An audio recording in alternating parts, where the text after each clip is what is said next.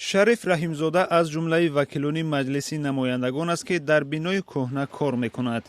وکیلان آینده پارلمان نه در اینجا بلکه در بینای نو خواهند نشست. ولی وکیلان بینای فعلی باید تا 2 سال دیگر صدای بلند ماشین های ساختمانی را تحمل کنند. قسمی از کارهای ساختمان آماده کنی میدان بنا و وصل شبکه های آب و کاریز را تاجیکستان بر عهده دارد. خود بنا را چین میسازد. خبر خوش از پکین درست بعد از 2 هفته بازگشت کاتب شورای دولتی چین لی کیتسیان از دوشنبه رسید. او روز 13 اکتبر با امامعلی رحمان خشت اول ساختمان بینا را گذاشت. در جای ساختمان بینای پارلمان در مرکز دوشنبه 10 بینای بلند آشیانه، بینای وزارت کشاورزی، بینای تاریخی حکومت شهر ویران شد. بینای پارلمان در رو برای بینای قصر ملت ساخته می شود. در بین 2 بینای با حشمت باغ به نام ابو عبدالله رودکی جایگیر است. از روی لایحه بلندی بینای اساسی 50 متر و با گنبد 70 متر خواهد شد.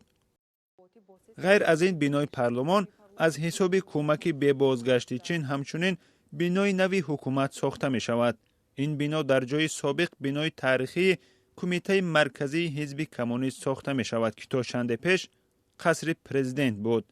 حکومت تقدیر بیناهای تاریخی را حل کرده است. کمیسیون دولتی این بنا را صدموی اعلان کرد.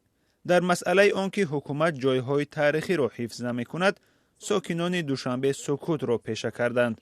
ولی مردم را مسئله دیگر نگران کرده است. چرا پکین ناگهان مبلغ‌های هنگفته را به ساختمان بیناهای معماری به یک کشور فقیر روانه کرد؟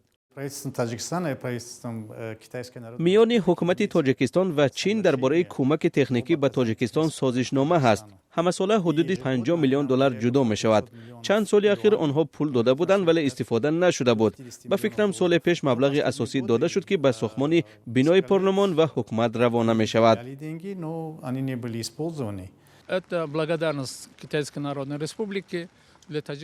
این مهربانی حکومت چین بر رهبریت تاجیکستان برای آن بود که ما قاطعانه راه اویغورهای جدایی طلب را بستیم که امکان داشت از پاکستان و افغانستان توسط بدخشان تاجیکستان به منطقه ناآرام شینجان چین وارد شوند.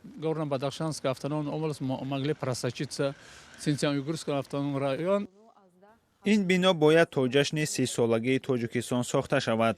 مقامات برای پیدا کردن مبلغ گذار وقت زیادی را صرف کردند، ولی تا انجام مهلت ساختمان فقط 2.5 سال دیگر مانده است.